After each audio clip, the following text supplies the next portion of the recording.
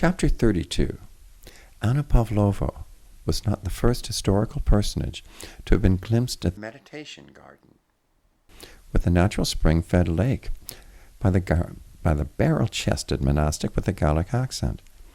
Once the monk had spied Mahatma Gandhi there. Although deceptively frail in outward appearance, clad only in the loincloth, the great soul had nevertheless emanated a commanding inner presence as he sat cross-legged in meditation on the lawn by the memorial sarcophagus, wherein a portion of his own earthly ashes had been enshrined. The monk beheld Bhagavan Krishna himself, embodied as a divine cowherd, standing with his flute poised in mid-air. He had proceeded to charm a large flock of goldfinch that had gathered excitedly on the boughs overhead with an impromptu serenade. Marie Antoinette had been spotted by the monastic on more than one occasion as she browsed inquisitively in the gift shop. There he had watched her as she had lingered long over the stacks of Dipione silk scarves and their vibrant palette of jewel tones fingered delicately the opulent softness of the pashmina shawls. Even Luther Burbank had most notably been seen in the garden. The great horticulturalist had been clearly discerned by the monk engaged in an intimate conversation with his beloved spineless cacti, who, having been convinced by Burbank to lay down their weapons long ago, had been thriving in the garden in absolute tranquility ever since.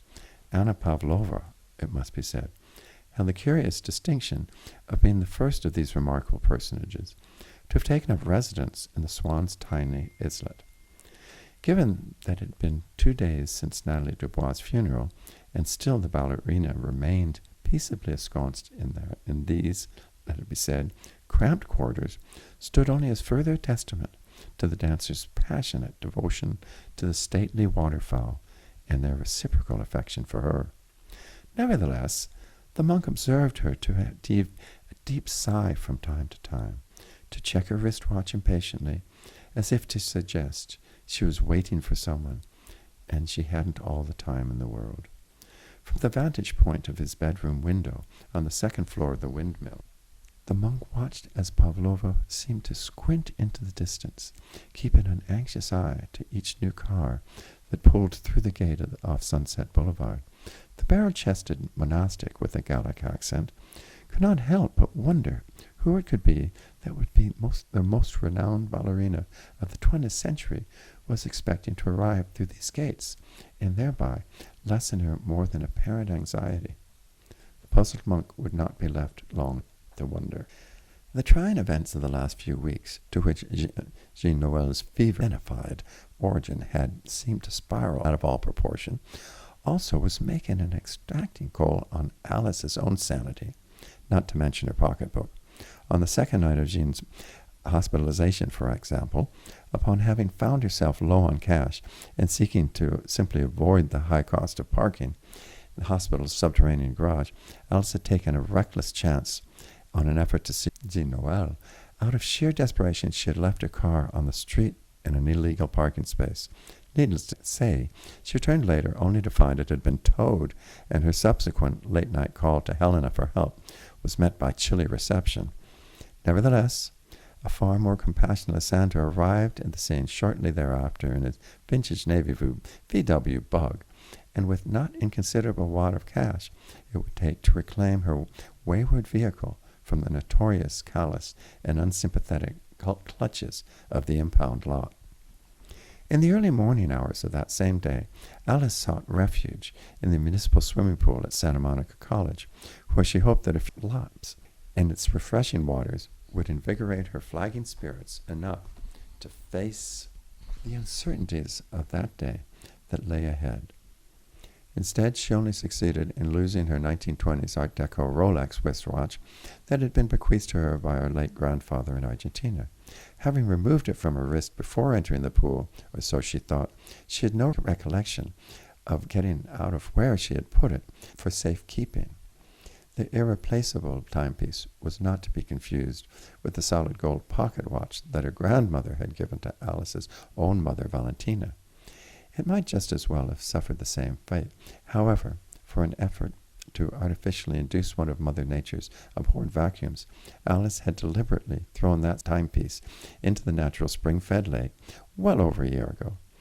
This had the desired effect of sending her then-missing cat, Dulcinea, rushing back home with 3 kittens in tow to fill it, but still could not erase the memory of the traumatic events that had led up to it, for the unsavory role that had been played in it all by Eduardo Canalejas. As if by all this had not been injurious enough to Alice's fragile psyche.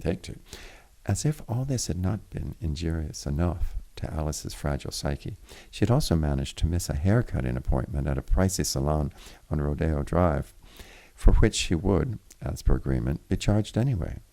This had not only contributed to her mounting debt, but also to her not unreasonable concern that she was gradually losing possession of her faculties. And now, 2 days after Nicole Dubois' funeral, with a much improved Jean Noel still recuperating on the sofa bed in her living room, Alice found herself almost forgetting her weekly standing engagement to pull weeds in the meditation garden with the natural spring-fed lake in deference to the divine. In sudden remembrance, she jumped out of bed and into the shower. Minutes later, on her way out the door, Jean Noel called from his sickbed, "Where are you going?"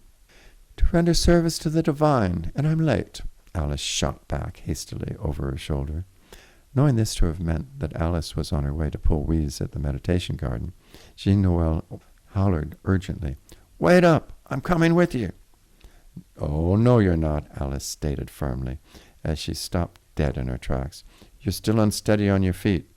"But I'm quite capable of sitting on a bench in the courtyard," Jean Noel pointed out with equal firmness, having already slipped on his red corduroy bathrobe, then shuffled towards her in his bathroom slippers. "This is so unwise," Alice bemoaned, shaking her head disparagingly, even as she had reluctantly extended her arm for him to lean on. "But I have to," was Jean Noel's only reply, as he was at a loss to explain otherwise his pressing need to return there. He only knew that he had a gnawing at him constantly since Natalie's funeral.